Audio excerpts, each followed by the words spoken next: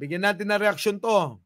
Sina dating Senador Manny Pacquiao at King Lacson. Ako again, hindi ko po muna ihuhusgahan, pero sasabihin ko na sa inyo yung nararamdaman. Ayan na naman ikaw si husga Mapanghusga ka naman talaga.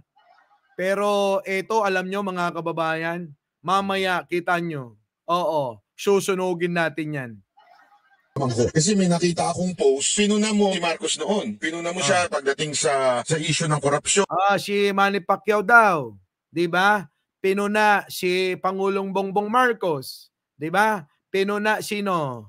Si lahat. Papost-post ka pa, ganon.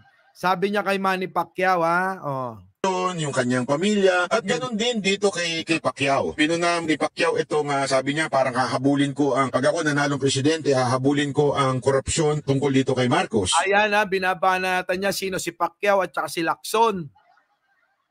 Kita nyo kasi sabi niya hindi niya inuhusgan pero inuhusgan niya na. Kasi ngayon kasama mo si Marcos. So, yan ang sinasabi ko. Ang mga kababayan, ang politika parang showbiz. 'Di ba? Kung dati hindi magkakasama at kung dati iba kasama at kung dati si Pangulong Bongbong Marcos ay si Sara ang kasama at si Richard Gutierrez, si Sara Labati ang kasama.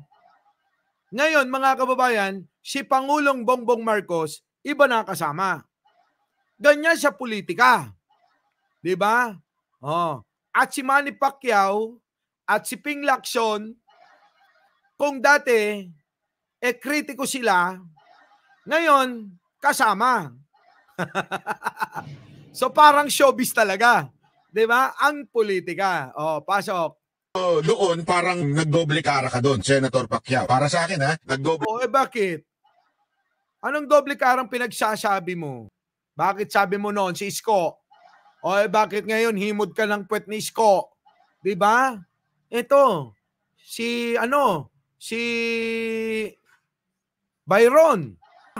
Ano sabi ni Mocha noon? Mayor Isko, tandang-tanda ko pa nung binastos mo ko. Bastos ka, Mayor Isko. Ngayon, nandun, magkatikit sila. Tumatakbo sila parehas. Di ba? Sa Maynila. Sino to? Si Mocha, na 3 beses nang natatalo sa pagka party list. 3 beses. 3 termino talo. Ano nangyari? Ayun, tumatakbo na lang na konsihal sa District 4 ng Maynila. Ganon, no? Ganon. So, eto yung sinasabi niya, mga kababayan, gawain din ng mga to. Dapat hindi mo muna ginagawa yung mga ginagawa ng babatikusin mo, dapat hindi mo ginagawa yon. Dapat, di ba, bago ka mambatikos, tignan mo muna sarili mo. Ganon. Di ba? Marisa de Guzman, John Leo, wag nyo napansinin yan. Webster Tison, Almond Lee, Gabriel Rivera.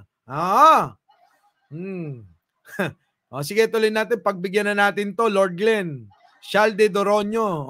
Kara ka doon. Although, ako, personally, gusto ko si Pacquiao as a senator. Not as a president, but as a senator, pwede. Bakit? May paninindigan sa mga ibang issue na akin pong tinatayuan din. Tungkol hudo sa Soji. Yun naman pala May paninindigan pala yung mamang boksingero Di ba? Di ba? Na nachismis kanino? Kay Cathy Binag Ang sabi sa chismis. Nagkaanak pang araw si Manny Pacquiao kay kay Cathy Binag Di ba? Ngayon pwede nang i-reveal. Our beloved Boss Mike Cervera.